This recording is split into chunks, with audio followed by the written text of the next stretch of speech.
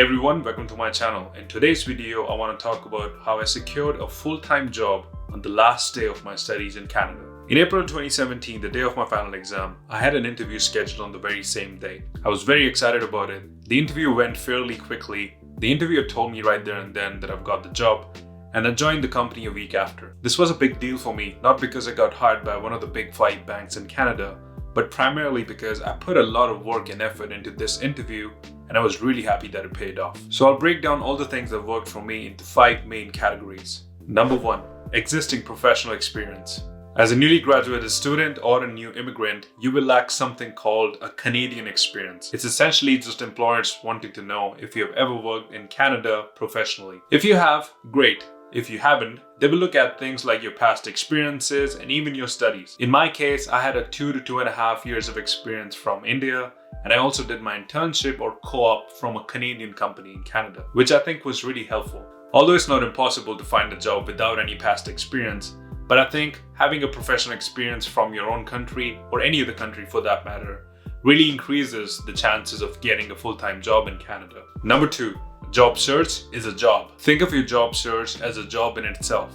Just like you'd work for 7 to 8 hours in a typical 9 to 5 job, your job search is not so different. If you're serious about securing a job, you should be looking for a job Monday to Friday, at least 3 to 4 hours every single day. I used to talk to headhunters all the time. Some of them even gave me resume writing tips. Now here's my tip to you. If you've applied for any position and you don't hear back, it's a good idea to follow up with them regularly. You have to understand, these headhunters and consultants get hundreds of applications every day. So it's really easy for your application to get lost in the emails. So it's usually a good idea to give them a call or email them after you apply for a position, just to ensure that your application didn't get lost in the spam. I used to follow up for almost every application after 3 to 4 days of applying. Whether it's searching for jobs online, talking to headhunters or job consultants, or reaching out to companies, think of this time as an investment. Try to brush up your skills, your soft skills, your interpersonal skills, or any other skills that are related to your job.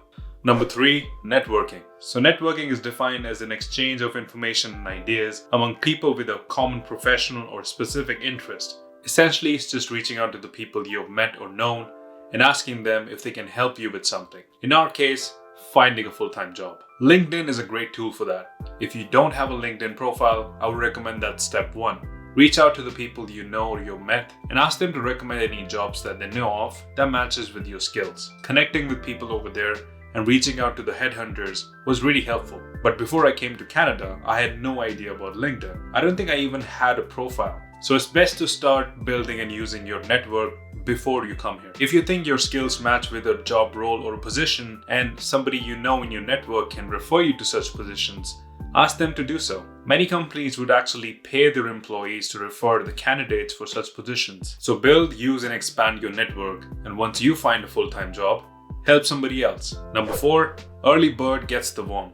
If you're about to graduate as an international student or you're about to land in Canada as a permanent resident, I would suggest you start looking for a job a good 4 to 6 months before. I'll share one of the advices that I got from one of my professors is that your first interview should not be for your dream position or your dream company. Why? Because like many things new, the chances of you successfully landing a job on the first go are very less. So if you have a list made up of your dream positions, dream job titles, or dream companies, you should start off with the second half of the list and then work your way towards the top. This will help you gain confidence if you're an introvert like me, and you'll also learn the format of such interviews. This brings us to the next point, and I think the most important one. Never lose hope. It's really important to know this. You are expected to get many rejections before you find that perfect job. I know from experience that it could be very frustrating to get rejections on your interviews. Sometimes you'll make it to the last round and get rejected. Sometimes the rejections would come over the phone or email. Sometimes you'll get rejected for the reasons beyond your control,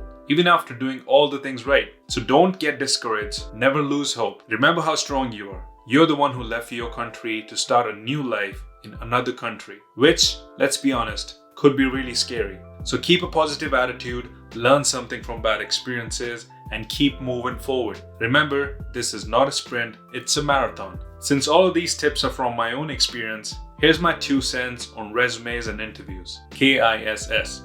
Keep it simple and short. This tip applies to both your resume and your interviews. I know you must be eager to show all your skills and experiences on your resume, but keep it simple and restrict it to 2 or less than 2 pages. Update your resume based on the job description. Also, to be clear, you should only allow for the job positions that align with your past experiences and your studies.